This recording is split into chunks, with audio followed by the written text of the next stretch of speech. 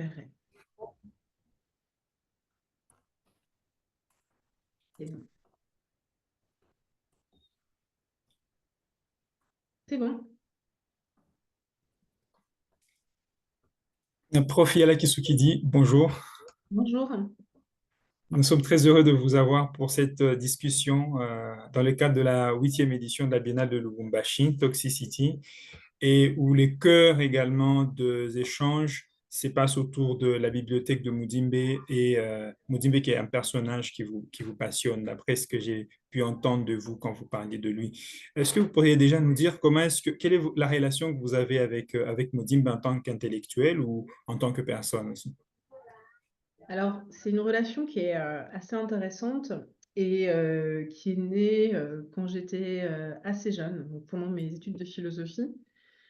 Donc d'abord, Mudimbe, c'est quelqu'un que j'ai connu par son œuvre. C'est pas quelqu'un que j'ai connu de manière immédiatement personnelle. Et je vais dire une chose qui pourra apparaître très malvenue, mais qui ne doit pas être mal entendue. Pour moi, le fait que Mudimbe soit un philosophe et un philosophe congolais, c'est quelque chose qui compte. Pas par chauvinisme, évidemment, je ne suis pas du tout chauvine, et pas par narcissisme ou nationalisme déplacé, mais parce que en ayant travaillé et en ayant choisi la voie de la philosophie, en ayant grandi en Europe, donc en ayant été confronté, comment dirais-je, de manière assez immédiate à une histoire de la philosophie, à un canon philosophique spécial, où les grands penseurs sont souvent, pour dire les choses un peu vite, des hommes blancs, chrétiens, européens, etc. Pour moi, en fait, rencontrer, savoir qu'une des plus grandes personnalités philosophiques du XXe siècle était aussi une personnalité africaine et une personnalité congolaise, c'était extrêmement important en fait. Mais au-delà de cela, de ce point qui peut apparaître très superficiel en fait, l'importance de Mudimbe venait aussi du fait que c'est un auteur qui, avec d'autres, parce que ce n'est pas le seul, m'a aussi immédiatement m'a amené à réfléchir et à interroger la manière justement dont ce canon philosophique classique et occidental s'était construit et avait été constitué. Et une des grandes questions de Mudimbe aussi, c'est de savoir, mais à l'intérieur de ce canon philosophique tel qu'il a été construit et tel qu'il a voyagé, souvent en empruntant les voies de la colonisation dans notre pays, quelle est la place du discours africain, pour reprendre ces termes, comment construire un ordre du discours africain autonome, valant pour soi, par soi, à l'intérieur de cette discipline. Et c'est vrai que quand on est philosophe, quand on est un corps étranger de la philosophie, et là ici je vais aussi devoir juxtaposer les déterminants, femme, noire, alors noire en tout cas en Europe, ça fait pas, c'est jamais contesté, je suis donc une femme, noire, etc. Quelle est ma place en tout cas dans un corps, dans un espace philosophique qui ne s'est nourri justement que d'un seul type de corps, qui sont constamment spécifiés de manière identique du point de vue du genre, du point de vue de la géographie et du point de vue même de la couleur concernant la peau. Et donc Mudimbe fait partie de ces auteurs donc, qui interrogent la manière dont se construisent les bibliothèques, qui interroge la manière dont se construit le champ du savoir, qui interroge la manière dont s'est constitué le champ philosophique en Occident et sur le continent africain, et qui surtout, et là c'est peut-être ce qu'il y a de plus savoureux quand on entre en philosophie et quand on décide de s'engager sur cette voie avec sérieux, qui nous dit que le seul positionnement intellectuel, un tant soit peu, enfin, qui est un peu précieux, en fait, c'est celui qui nous demande d'adopter une position d'hérétique. Et en gros, la grande question de Mudimbe, c'est comment crée-t-on de la philosophie? Comment crée-t-on en philosophie? Mais cela revient à se demander qu'est-ce qu'être un hérétique et comment finalement embrasser pleinement, en tout cas, une voie hérétique en philosophie. Et c'est vrai que c'est en embrassant toutes ces différentes questions et en étant confronté à qui il est, à ceux qu'il incarne, que j'ai rencontré la pensée de Mudimbe, que cette pensée m'a accompagnée et m'accompagne toujours, et qu'elle a été et qu'elle demeure en fait importante dans mon travail de réflexion philosophique et même pourquoi pas littéraire. Donc voilà un petit peu, ça a été une rencontre intellectuelle, théorique, assez fondamentale pour ça. Et après, moi j'ai eu la chance de rencontrer Mudimbe alors en 2000, je crois 14 ou 15, il faudrait que je vérifie les dates et je n'ai pas pensé à les vérifier, mais avec un collègue philosophe également français, Salim Abdelmadjid, qui est aussi un grand lecteur de Mudimbe, nous avons décidé d'organiser une journée à l'École normale supérieure de la rue d'Ulm à Paris autour de son œuvre. Et à cette occasion, nous avons pu inviter Mudimbe. Et je me rappelle qu'il m'a dédicacé un des livres, dont notamment un roman, Entre les eaux. Je ne dirais pas ce qu'il y a sur la dédicace, mais c'est une très belle dédicace. Et ça a été pour moi l'occasion de le rencontrer pour la première fois. Donc je l'ai rencontré une fois dans ma vie, à cette occasion. Et sinon, je le rencontre chaque jour donc en traversant ses livres. En tout cas, je vous sens très passionné quand vous parlez de Mudimbe. Et justement, cette passion, elle s'est traduite dans une de phrases que j'ai pu tirer d'un entretien que vous avez eu avec un média où vous aviez parlé de la pensée de Mudimbe parce que c'est aussi le cœur de la réflexion autour de sa bibliothèque. Et vous dites que penser avec Mudimbe, c'est, entre autres, rassembler des livres qui constituent l'archive d'autres inventions de l'Afrique qui ne sont pas contaminés par la brutalité coloniale. Alors, comment est-ce que vous définissez ces autres inventions de l'Afrique? Alors, il y a une thèse qui est contenue dans les deux grands livres écrits en anglais. Ça fait partie des premiers livres écrits en anglais, je crois, de Mudimbe, donc The Invention of Africa, 1988, et The Idea of Africa, 1994, qui déploient l'idée, donc ces deux livres déploient l'idée selon laquelle l'Afrique serait une invention de l'Occident. Donc on est très proche là aussi du travail qui a été ouvert par Edward Said dans le champ de la littérature comparée, montrant comment l'idée de l'Orient est une invention des sciences orientalistes occidentales du 19e siècle. Et Mudimbe va aussi développer cette idée selon laquelle l'Afrique, son idée, a été construite donc par les sciences coloniales africanistes, etc., au XXe siècle. Et ces sciences, cette bibliothèque coloniale, donc, faite de travaux d'explorateurs, d'anthropologues, d'administrateurs coloniaux, de soldats, etc., donc une espèce de fourre-tout qui mélange différents niveaux de parole, etc., eh bien, cette bibliothèque coloniale va inventer une idée de l'Afrique comme négatif de l'Occident. L'Afrique, c'est le négatif de l'Occident. Mais avec une idée supplémentaire, je dirais, de nature sotériologique quasiment, c'est que, et qui est finalement au fond de toute rhétorique engageant la mission civilisatrice ou la volonté de coloniser, c'est que l'Afrique, en tant que négative de l'Occident, doit aussi être sauvée de sa propre négativité, raison pour laquelle il faut la coloniser. Donc finalement, pour être véritablement elle-même, l'Afrique doit se sauver d'elle-même et sortir de sa propre différence et embrasser le même, incarné par l'Occident.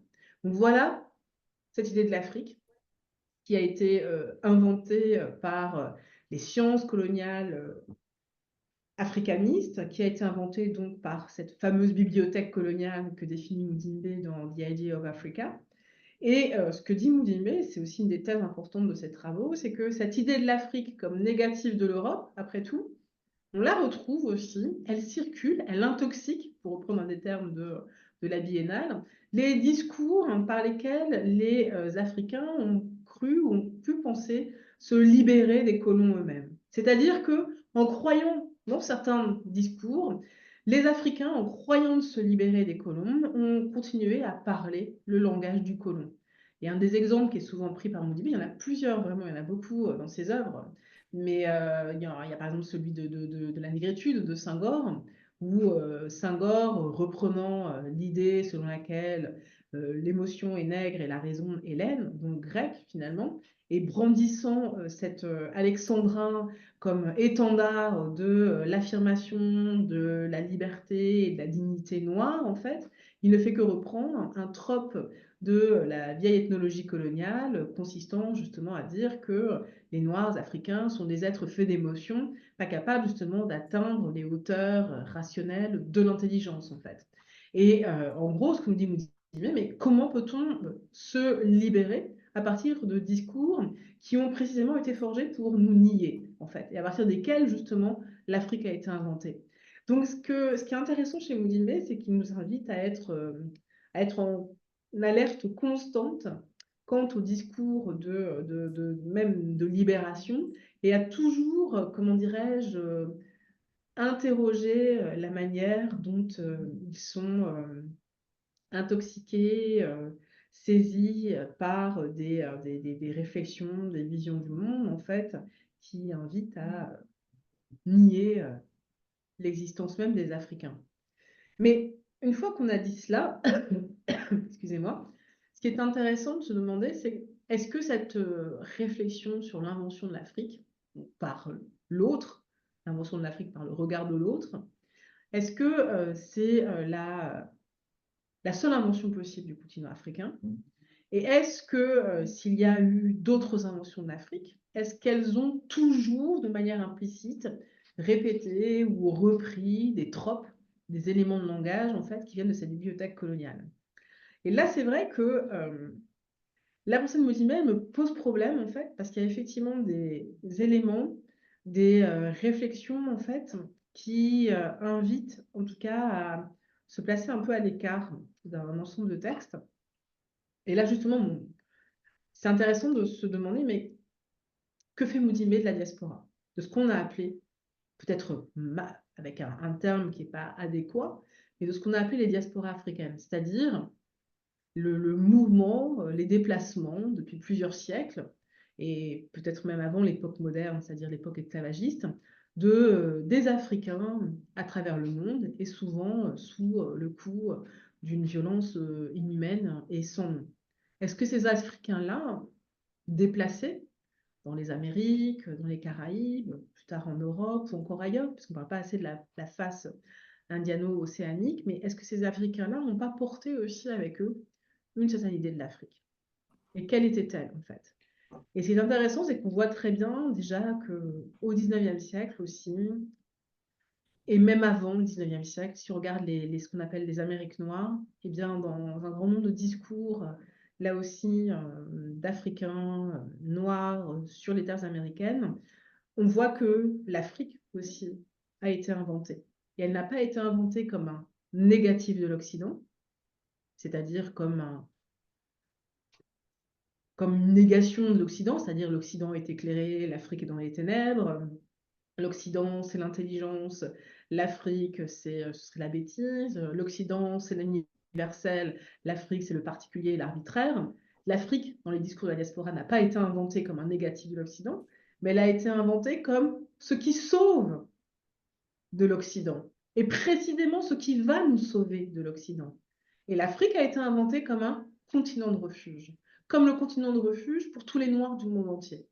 Alors peut-être on pourra dire, oui, mais il y a peut-être encore des langages à partir desquels les Noirs dans la diaspora se pensent, qui sont tirés de la bibliothèque coloniale, d'accord, mais en aucun cas, l'Afrique qu'on va retrouver dans ces discours ne renvoie à une Afrique qui, justement, devrait toujours être conçue comme étant par défaut, puisqu'elle devient précisément le continent à partir duquel quelque chose d'une dignité humaine, en tout cas quelque chose d'une puissance d'humanité, peut encore être sauvé, alors que cette puissance d'humanité a été ruinée par l'Occident dans les projets esclavagistes et coloniaux.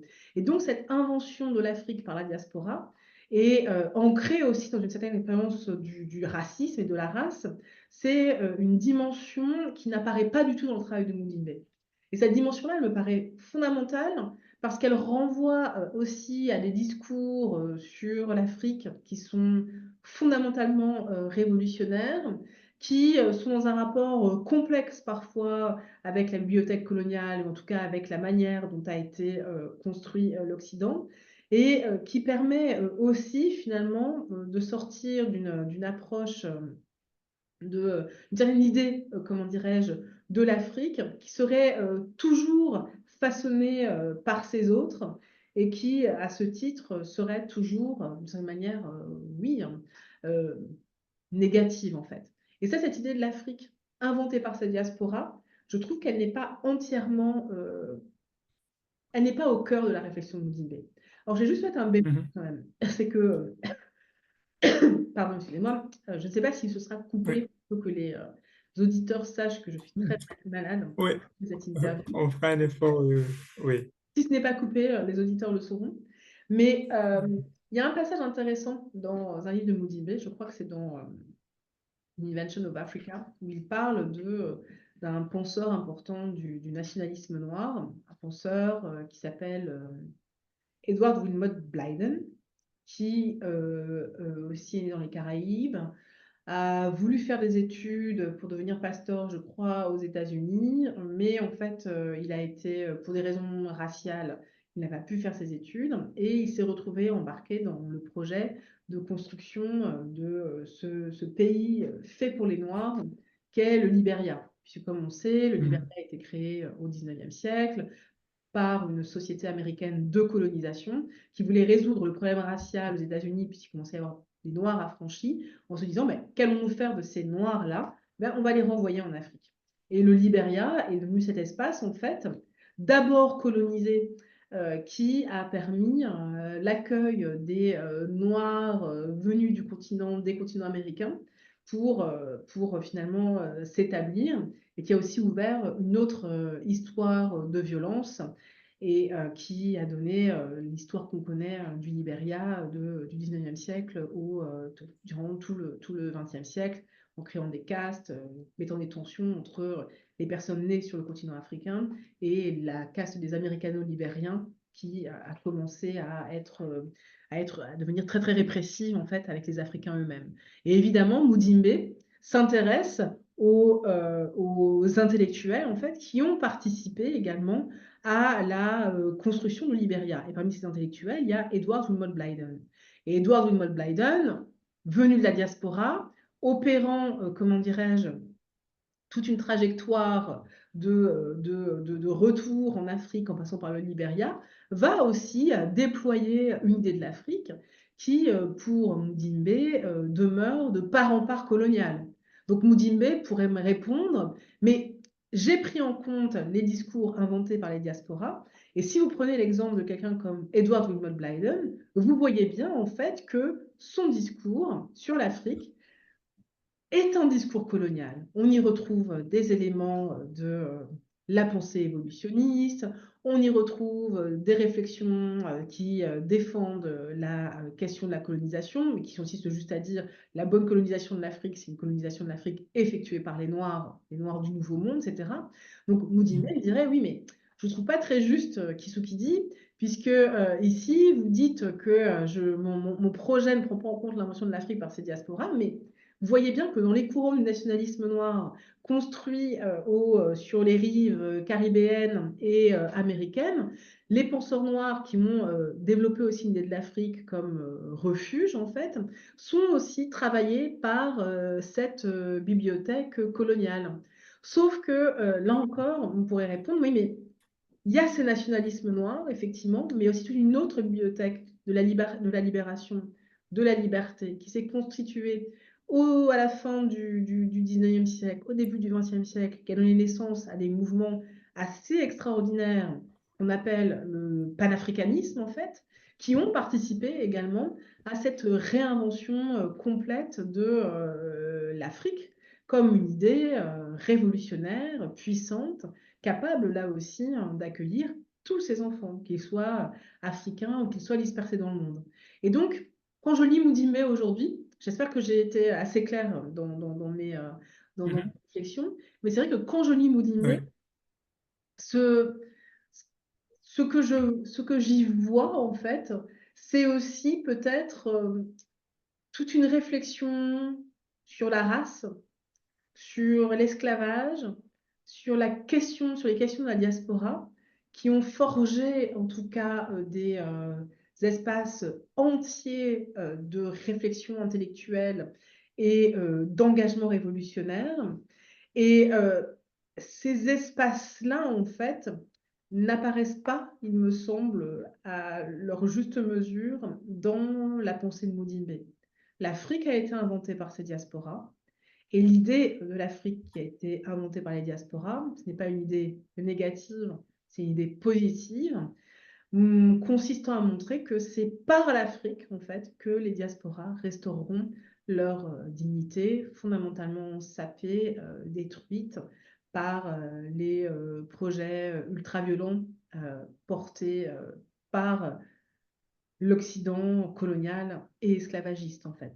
Donc l'Afrique a aussi été inventée par ces diasporas comme terre de refuge, comme continent de la liberté.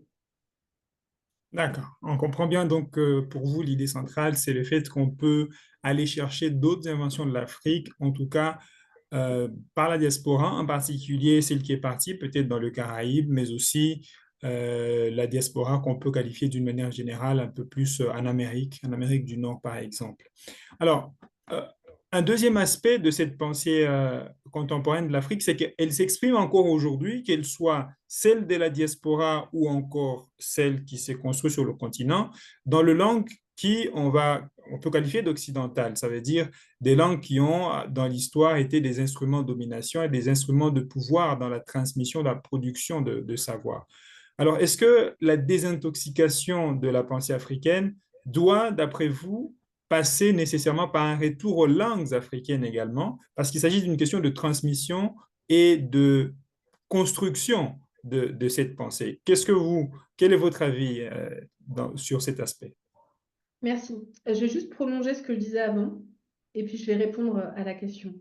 Pourquoi Mhm. juste il est important, et c'est votre question qui m'y fait penser sur la question de la désintoxication, quand même le thème de la Biennale de Lubumbashi, c'est qu'en insistant finalement sur ces autres inventions de l'Afrique, par exemple par les diasporas, il ne s'agit pas simplement de dire ah mais oui, mais non, mais attendez, il y a eu cette invention de l'Afrique, mais il y en a aussi d'autres, etc. Et de s'amuser à ajouter une nouvelle idée à une nouvelle idée à une nouvelle idée. Non, non, ce qu'il s'agit de montrer, en fait, c'est que toutes ces idées de l'Afrique ne sont pas intoxiquées, en fait. Peut-être qu'il y a des ressorts, des préjugés, des tropes qui demeurent, mais ça signifie que à minima, toutes les idées de l'Afrique ne sont pas prisonnières d'une pensée du continent qui aurait été produite et effectuée par d'autres désirant le maîtriser et le contrôler, en fait. Et c'est extrêmement important de penser cela, en fait, puisque l'Afrique, comme idée, a également voyagé comme une idée révolutionnaire, comme une idée capable de rassembler les peuples et de réparer les blessures. Et cette idée-là, on la retrouve chez énormément de penseurs, chez nos très grands leaders, finalement, des indépendances. Même chez Lumumba, il y a cette idée de l'Afrique qui doit aussi rassembler tous les siens, particulièrement au Congo, que ce soit les sciences à la fois rassembler les Congolais, mais rassembler tous les Noirs persécutés du Nouveau Monde qui ont été confrontés aux horreurs de l'esclavage. Donc il est extrêmement important d'avoir cela à l'idée, parce que cette idée de l'Afrique comme fer de lance d'une révolution mondiale et peut-être même humaine en fait, elle existe aussi et elle a eu elle a encore d'ailleurs des effets pratiques. Ce qui m'amène à votre question de manière assez directe sur la question de l'intoxication. Alors, il faut être très clair. En gros, l'intoxication, c'est quoi? L'intoxication, on imagine que on est, comment dirais-je, affecté par un corps étranger qui va commencer à menacer notre intégrité physique, l'intégrité physique, donc notre corps en fait, jusqu'à peut-être l'amener à soit le blesser ou l'amener à s'éteindre. Mais tous les corps étrangers ne sont pas toxiques. Donc, par exemple, si on dit il faut désintoxiquer notre manière de penser en cessant de penser, je ne sais pas, en langue française, en langue anglaise, pour ne penser qu'en langues africaines, là, pour moi, c'est un peu limite, puisqu'on est vraiment dans une idée assez xénophobe, hein, après tout, de ce que serait une désintoxication. En gros, si on croit qu'on peut vivre de manière pure et saine en se délestant de tous les corps étrangers, là, je crois qu'on meurt précisément, puisque même notre corps humain, à nous, est un tissu de multiples corps, de bactéries, etc. Et nous vivons, en fait, nous sommes déjà des milliards. Ce corps que vous voyez devant vous est un corps qui est habité, etc. Mais par contre, donc la question de la désintoxication, pour moi, elle ne veut pas juste se penser avec l'idée de l'expulsion du corps étranger. Ça n'a aucun sens. Parce que de toute façon, à partir de quel moment considère-t-on qu'un corps n'est plus un corps étranger? Qui retire-t-on finalement? Quelle va être la limite à partir de laquelle on pourra dire voici ce qui distingue le propre de l'étranger?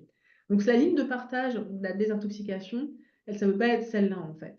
La question, c'est plutôt quels sont ces corps finalement qui me colonisent et qui me tuent? Et tous les corps en fait étrangers qui viennent vers moi et s'installer ne sont pas des corps qui ont pour objectif ou pour visée de me tuer en fait.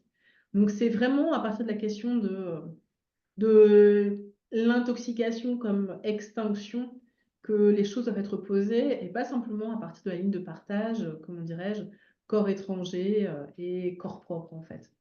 Mais après, sur la question des langues, ça veut dire que je ne crois pas en fait que il faille arrêter d'utiliser, comment dirais-je, des langues qui sont considérées comme des corps étrangers et donc nocifs pour déployer, parlons comme vous dites, un ordre africain de discours. Par contre, c'est la présence de ces langues qu'il faut comprendre comment la concevoir. Et ces langues ne peuvent pas demeurer des langues hégémoniques, en fait. Et c'est vrai que dans ce cadre précis, pour revivifier peut-être des savoirs, continuer à penser, il n'est pas non plus possible de considérer qu'il existe des langues hégémoniques à partir de laquelle la pensée se forge et se forme, et des petites langues, des langues de rien, en fait, qui stagnent dans la prose du quotidien, en fait. Ça, ce n'est pas envisageable. Et là, en fait, la question que vous posez, c'est une question de justice épistémique, en fait. Comment fait-on, en gros, pour revivifier des savoirs, nourrir à nouveau des langages qui ont été confrontés à une extrême violence qui les menace d'extinction, en fait, pour que justement d'autres voies dans le champ du savoir soient possibles. Et c'est là que la question des langues, elle devient intéressante. C'est là que la question, comment dirais-je, de trouver un équilibre qui permette de soutenir la création dans d'autres langues me paraît nécessaire. Mais créer dans d'autres langues et soutenir d'autres langues, pour moi, ça n'appelle pas à comment dirais-je, à l'expulsion totale de langues qui sont venues par les moyens de la force, mais qui, finalement, en s'installant, sont aussi devenues des langues qui n'appartiennent plus nécessairement à leurs propriétaires, en fait. Le français, c'est pas la langue des Français. C'est la langue de plusieurs personnes dans le monde qui en font ce qu'elles veulent, qui l'habitent comme elles le veulent, qui la réinventent également comme elles le veulent, et qui surtout doivent nous permettre de comprendre que cette langue, par exemple française, que nous avons en partage, hein, on aurait pu faire cette interview en lingala ou en swahili d'ailleurs, mais que cette langue donc, que nous avons en partage, bah, ce n'est pas la seule langue à partir de laquelle se crée effectivement le savoir. Et c'est là où une politique de la langue, une politique scientifique me paraît essentielle justement pour empêcher non pas le plurilinguisme, mais pour empêcher justement et le nationalisme linguistique, à savoir une seule langue serait porteuse de vérité et de savoir, et l'hégémonie en fait d'une langue sur une autre. Ce sont ces postures hégémoniques en fait, il me semble, dans l'ordre du savoir, et ça ne concerne pas seulement la langue, qu'il faut pouvoir démonter. Donc, les langues restent finalement des outils que l'on peut utiliser à bon escient, que ce soit pour la pensée africaine ou pour d'autres types de pensée. Alors, alors, tout à l'heure, on a évoqué le fait que l'invention de l'Afrique, que ce soit d'après donc la pensée de Mudimbe ou encore ce que vous avez évoqué, avait voir une perspective négative du continent et cette perspective qui a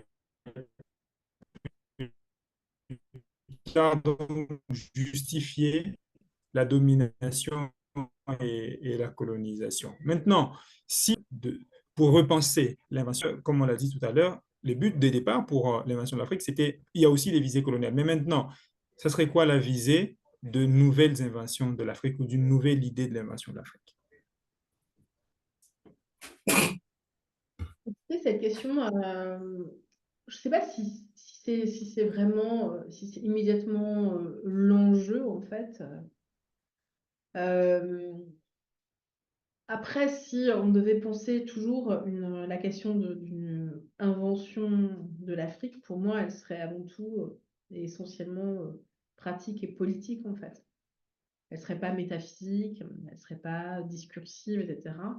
Mais la question consisterait à reprendre finalement un problème politique qui a déjà été posé dans les termes du panafricanisme idéal du début du XXe siècle jusqu'à sa construction et sa formalisation institutionnelle à travers l'OUA et maintenant l'Union africaine.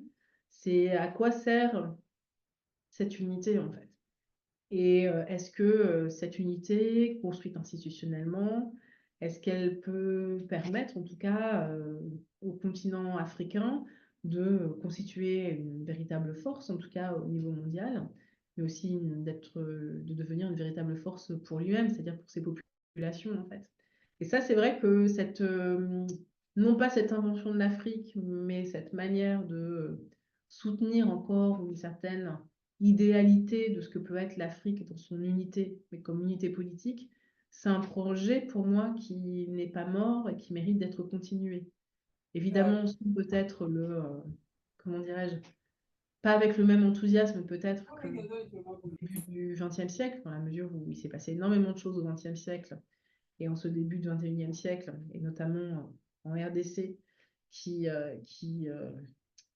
témoigne de la manière dont l'humanité constamment est abattue, en fait.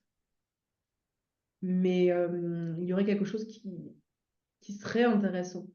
En tout cas, une manière de repenser le politique et de repenser la manière dont l'Afrique peut être conçue comme unité d'un point de vue pratique euh, et pour ses habitants, quelque chose que je trouverais en tout cas encore intéressant et pertinent. On voit certaines conceptions du continent qui restent présentes dans des mouvements sociaux, dans certains mouvements politiques. Et ce projet-là, donc, d'une idée de l'Afrique unifiée, a encore, en tout cas, une certaine valeur politique, il me semble. On ne serait pas de nouvelles inventions de l'Afrique, mais plutôt comment réinventer un discours qui a toujours été là, de l'union, de l'unité de l'Afrique, en fait, mais à visée politique. Ça, c'est un projet que je trouve intéressant. Alors, votre réponse m'amène donc à une autre réflexion maintenant. Ça veut dire que euh, dans notre époque maintenant qui est plus contemporaine, il y a d'autres enjeux, et je pense en particulier aux jeunes qui peut-être ne sont pas, enfin, on ne peut pas quantifier qui s'intéresse à la pensée de Mudimbe parmi les jeunes générations aujourd'hui, mais on a remarqué tout de même une nouvelle façon de, on va dire, de dispenser ou de rendre public les savoirs. C'est des nouvelles formes de technologie, l'intelligence artificielle par exemple. Est-ce que vous pensez que ce sont des outils que vous, les chercheurs ou les artistes ou les penseurs peuvent également utiliser, hein, je pense également aux réseaux sociaux, que vous pouvez utiliser pour faire connaître cette pensée aux plus jeunes qui peut-être ne vont pas toujours attaquer l'invention de l'Afrique en tant que livre. Qu'est-ce que vous pensez de ces outils modernes, l'intelligence artificielle, réseaux sociaux, et ces jeunes qui peut-être ont également besoin de connaître un peu plus cette pensée de l'Afrique que vous Il y a dont vous pas faites la que promotion? Il n'y a pas que les jeunes hein, qui sont, entre guillemets, ignorants. Il y a aussi des vieux, des gens plus élevés qui ne connaissent pas non plus la pensée de Mudimbe, en fait. Et l'ignorance n'est pas un mal en soi, en fait. Dès lors qu'on trouve les moyens d'essayer etc. Et attendez, de, oui, de faire en sorte qu'elle prenne un peu moins de place dans notre vie, parce qu'on est toujours ignorant de toute façon. Euh, mais c'est vrai que là, moi, ce que je constate, alors moi, j'ai vraiment du milieu universitaire, ce qui fait que c'est très mal vu encore. Enfin, ça change un peu, mais c'est très mal vu d'exister sur les réseaux sociaux quand on a l'université. Ce qui fait que c'est vrai qu'on peut se freiner un petit peu dans l'usage de ces outils pour précisément gagner la considération de ses pairs. Donc, ce ne sont pas des outils que j'utilise à titre personnel pour la diffusion des savoirs, mais ce sont des outils nécessaires, je crois. Donc, en gros, faites ce que je ne fais pas, je dirais, et que ce soit pour toutes les générations, en fait, pour qu'elles aient accès à la connaissance. Je pense que tous les outils de médiation démocratique sont nécessaires. On peut faire des choses extraordinaires avec les réseaux sociaux, on peut faire des choses terribles, mais on peut aussi faire des choses extraordinaires, inventer des chaînes, je sais pas, YouTube, ou inventer des canaux sur Instagram ou sur TikTok, à partir desquels on peut justement diffuser des savoirs et de la philosophie. Ça me paraît assez essentiel et ça marche en fait. Donc oui, moi je pense qu'il faut utiliser ces outils parce que ce sont de nouveaux moyens de diffuser et de transmettre.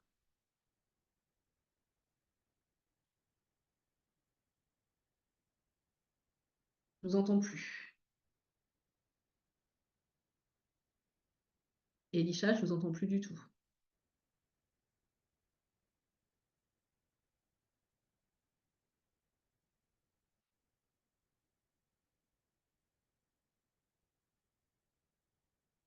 Elisha, c'est de vous appeler sur WhatsApp.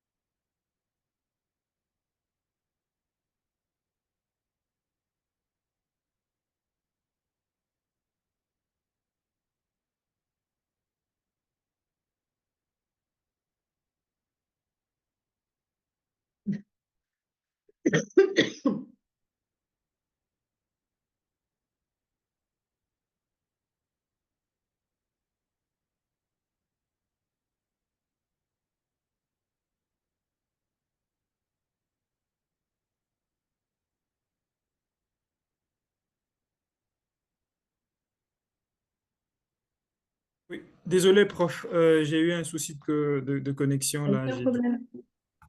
Oui.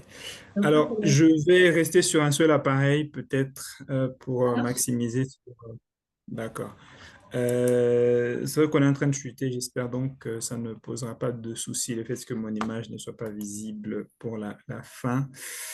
Donc, en fait, vous étiez en train de parler, quand je vous ai perdu, de la possibilité d'utiliser des nouveaux outils, des nouvelles technologies. Vous parliez des chaînes, par exemple, qu'on peut créer pour, euh, on va dire, quel mot je peux utiliser, mais rependre peut-être la pensée philosophique de Mudimbe. Vous pouvez poursuivre là, s'il vous plaît? Oui, moi je crois que j'avais pas d'autre chose à dire en fait, mais que c'était une très bonne idée, comment dirais-je, d'utiliser ces outils. Ça me paraît pas, enfin, pour dire des choses, en fait, l'utilisation des réseaux sociaux pour transmettre la pensée, des idées, me paraît pas du tout dénaturer la pensée ni les idées, en fait. Et que ce sont des outils intéressants et il me paraîtrait vraiment pas forcément très judicieux, en fait, que de dénigrer, en fait, ces nouveaux espaces. Même si leur maîtrise est par moments un peu compliquée, on peut se laisser très facilement déborder aussi par ces réseaux qui sont aussi des réseaux de la violence, en fait. mais je pense aussi qu'on peut en faire des usages, et ça a été prouvé, qui sont également qui permettent de défendre la culture, de promouvoir des idées. De toute façon, ce sont des espaces qu'on ne peut pas déserter. Si on les déserte, si tout ce qui permet en fait de combattre l'ignorance et les préjugés est laissé, d'autres vont s'en emparer pour justement développer les idées qui, en tout cas les manières de faire, de penser, qui augmentent l'ignorance et les préjugés. Donc il est nécessaire de s'emparer de ces outils et de savoir comment ils fonctionnent. Même si on est un universitaire et que, effectivement, notre milieu ne considère pas, enfin, celui dans lequel j'évolue, ne regarde pas d'un très bon œil le fait qu'on puisse utiliser les réseaux. Bien, on attend voir les prochaines années comment elles vont peut-être révolutionner également les secteurs académiques parce qu'il me semble que les jeunes, une de critiques majeures des jeunes notamment, c'est Ah, le fait que les côtés académiques est très carré, très structuré. ah bah, c'est bien. Enfin, oui, c'est qui est son atout, mais en même temps peut-être pour toucher un autre public, parfois c'est peut-être aussi son Donc, il talent faut être d'Achille. déstructuré pour toucher la jeunesse. Mais là, c'est une thèse qui est beaucoup, hein. Ça nous Alors, je laisse- risquais pas de m'avancer sur ces terrains-là avec une philosophe de votre calibre, mais enfin, vous voyez à peu près l'idée. Alors, pour chuter dans notre entretien autour de cette discussion de la bibliothèque de Mudimbe, qui, je rappelle, donc, en fait, a été offerte à l'UNILOU et qui est au cœur de cette huitième édition de la Biennale, qu'est-ce que vous considérez aujourd'hui comme étant l'héritage intellectuelle et philosophique de l'œuvre de Mudimbe? Parce qu'en fait, il y a une phrase qui m'a fasciné dans le film Le Chose, The Order of Things de Jean-Pierre Biekolo. À un moment, lorsque Mudimbe visite la bibliothèque avec le réalisateur, il montre un nombre incalculable de livres et il lui dit, je ne sais pas du tout où tout ça va finalement partir quand je ne serai plus là. Donc, il y avait une crainte pour lui dans la transmission, en effet, de ses savoirs. Maintenant, on sait que une partie de ces savoirs, en tout cas une grande partie, la bibliothèque personnelle, est aux mains de l'Université de Lubumbashi. Donc, ma question, c'est quel est l'héritage intellectuel et philosophique que l'œuvre de Mudimbe, entre autres les nations de l'Afrique, laisse maintenant aux nouvelles générations, que vous êtes des philosophes, ou encore aux artistes, ou aux intellectuels, et en globalité, à ceux qui, en n'étant pas de l'Afrique, s'intéressent tout de même au continent. Quel est l'héritage intellectuel et philosophique? Mais déjà, je pense qu'on n'a pas besoin de s'intéresser au continent africain pour lire Mudimbe. Ça, c'est vraiment fondamental. Alors, il y a un mot qui me vient de manière assez immédiate, un mot peut-être un peu honni, mais qui demeure pertinent. On est vraiment confronté, quand on lit Mudimbe, à une œuvre de la pensée contemporaine mondiale. Alors, le mot qui me venait, c'est évidemment le mot universel, mais je pense qu'il faut pouvoir se dire cela. Et dans ce cadre précis, cela veut dire que en transférant justement sa bibliothèque à l'université de Lubumbashi, ben, en fait, l'université de Lubumbashi prend aussi une dimension extraordinaire et devient aussi un point sur la carte de la conversation intellectuelle globale. Donc ça, c'est assez le geste de restitution, puisqu'il s'agit bien de cela, de restitution de l'universalité finalement l'universalité intellectuelle à la RDC en décidant de léguer sa bibliothèque. C'est véritablement ce que Mudimbe a fait, il me semble. Donc, on a un centre maintenant extraordinaire de conversation à partir duquel l'œuvre d'un auteur, les conversations dans lesquelles cette œuvre a été prise, tout cela peut être étudié depuis Lubumbashi. Donc, on a un centre intellectuel et de recherche qui est en train de se construire à travers cette restitution de bibliothèque à l'université de Lubumbashi. Donc ça, c'est la première force, en tout cas, de cet héritage, c'est qu'il a permis, il me semble, et s'il y a trop d'ardeur dans mon propos, j'espère que les personnes qui écoutent me corrigeront, même s'ils ne pourraient pas entendre leur retour. Mais il y a quand même, c'est un geste d'ampleur, il me semble, qui a été fait et qui marque en tout cas la circulation, la manière dont les idées circulent entre les universités à l'échelle mondiale. Donc ce n'est pas une petite chose. Et maintenant, il va falloir voir comment l'université de Lubumbashi travaille en fait cet héritage. c'est-à-dire à travers, en le léguant aux générations plus jeunes, évidemment, mais en le partageant également avec des chercheurs du monde entier qui vont venir aussi à Lubumbashi pour consulter cette bibliothèque. Donc il ne faut jamais oublier en tout cas que c'est ça parce que Mudimbe a écrit des livres qui s'interrogent sur la manière dont sont constitués les savoirs africains, qu'on a affaire à un penseur finalement qui ne pourrait intéresser que celles et ceux qui justement prennent pour objet l'Afrique dans leurs recherches.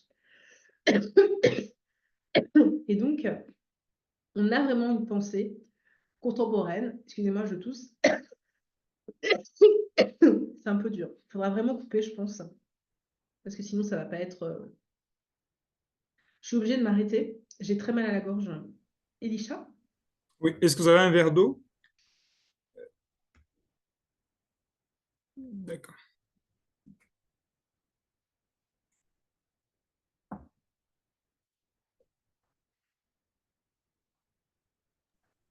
J'espère que ça va mieux. Oui, je vous dis, je suis très malade en fait. Oui, Donc, j'arrive pas et j'ai de la fièvre en fait. Donc, j'arrive pas. Il faudra vraiment éditer la vidéo en fait. d'accord. Oui, ce sera fait, c'est promis. Mhm. Oui, vous étiez en train de parler du fait on n'a pas besoin de s'intéresser à l'Afrique pour s'imprégner de la pensée de Mudimbe. Oui, voilà. Donc, on a affaire à une pensée universelle et le lieu maintenant pour essayer d'attraper quelque chose de son universalité est clairement situé dans un espace précis et c'est l'université de Lubumbashi. Et ça, en tout cas, d'avoir permis cette centralité d'une grande université congolaise dans le champ de la recherche mondiale, c'est véritablement, en tout cas, quelque chose aussi qui témoigne de ce qu'est l'œuvre de Mudimbe et des espérances qu'elle porte, à savoir constituer un ordre africain du discours. Il y a un très beau passage qui m'évoque beaucoup de réflexions d'un autre philosophe important, Fabien Ebousi-Boulaga, mais un passage qu'on trouve, je crois, dans L'odeur du père, où finalement Mudimbe, en réfléchissant à la façon dont on peut constituer un ordre africain du savoir, se reprend les mots de Fanon et dit: j'aimerais bien être pour moi-même, en quelque sorte, mon propre fondement, en fait.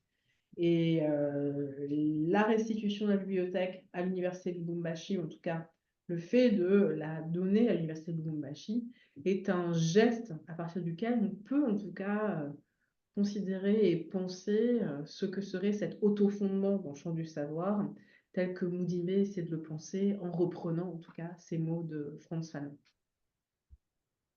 Merci beaucoup, Prof. Yala Kisukidi, pour cette grande générosité en nous entendant parler de Valentin-Yves Mudimbe et sa pensée de l'Afrique. Alors, pour ceux qui peut-être vont nous suivre lors du colloque, eh bien, nous sommes entretenus avec vous en direct donc du NIU, New York University, où vous donnez donc à partir de cette année ou l'année prochaine des cours de philosophie.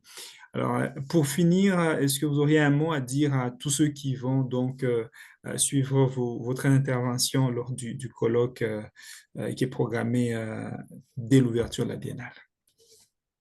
Je suis très heureuse et très malheureuse d'avoir à vous faire subir cette vidéo, puisque j'aurais vraiment aimé être en présence à Lubumbashi, mais il ne m'était pas possible de me déplacer malheureusement.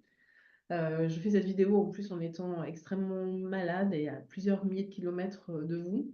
Mais j'espère vraiment en tout cas que toutes les conversations autour de l'œuvre de Mudimbe qui vont se tenir à l'occasion également de la Biennale vont ouvrir et continuer à permettre le déploiement de nouveaux espaces de recherche et de conversation centrés non seulement autour de son œuvre, mais aussi engagée à creuser tous les espaces et tous les chemins, en tout cas, qu'elle a pu ouvrir. Donc voilà, donc je regrette de ne pas être ici et de pouvoir participer à cette ébullition donc, autour du travail de la bibliothèque de Mudimbe.